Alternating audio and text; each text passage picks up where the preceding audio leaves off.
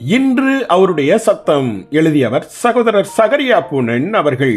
நாள் அக்டோபர் 1. கண்ணிற்கு ஒப்பான நம் மனசாட்சி.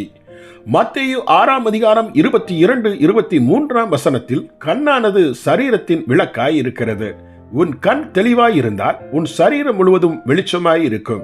உன் கண் கெட்டதாய் இருந்தால் உன் சரீரம் முழுவதும் இருளாயிருக்கும் என இயேசு கூறினார்.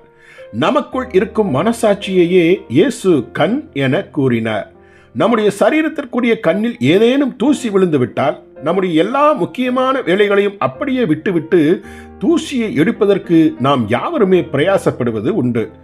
ஒரு தூசி கூட நம் கண்ணில் தங்கிவிட்டால் நம் கண் குருடாக வாய்ப்பு உண்டு.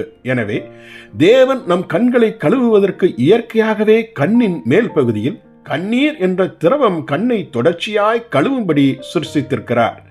இக்கண்ணை போலவே நம்முடைய மனசாட்சியை காத்துக்கொள்ள வேண்டும் என்று இயேசு வலியுறுத்தினார்.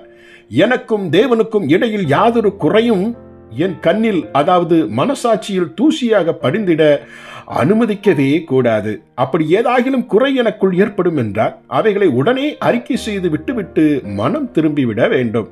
இல்லாவிட்டால் அக்குறைகள் என் கண்ணில் தூசியாக படிந்து என்னை ஆவிக்குரிய குருடனாக மாற்றிவிடும்.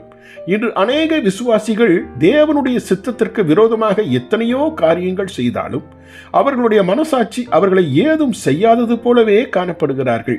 இது எதை காட்டுகிறது என்றால், இவர்கள் மனசாட்சி தேவனுடைய வார்த்தையின் தரத்தின் அளவிற்கு பழக்குவிக்கப்படவில்லை என்பதையே காட்டுகிறது.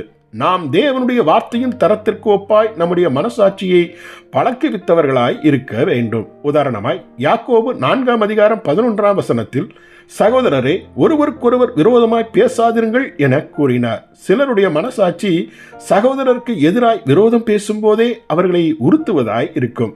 இவ்வாறு மனசாட்சியை தேவனுடைய வார்த்தையின் தரத்திற்கொப்பாய் பழக்குவித்துக் கொண்டவர்களுக்கு உங்கள் இருதயத்தில் கசப்பான வைராக்கியத்தை கூட வைக்காதிருங்கள் என யாக்கோபு 3 அதிகாரம் 14 வசனத்தில் புத்தி கூறினார். ஆகவே நாம் எந்த அளவிற்கு நம்முடைய மனசாட்சியில் பயிற்றுவிக்கப்பட்டிருக்கிறோம் என்பதே முக்கியமாகும். ஜெபிப்போமா.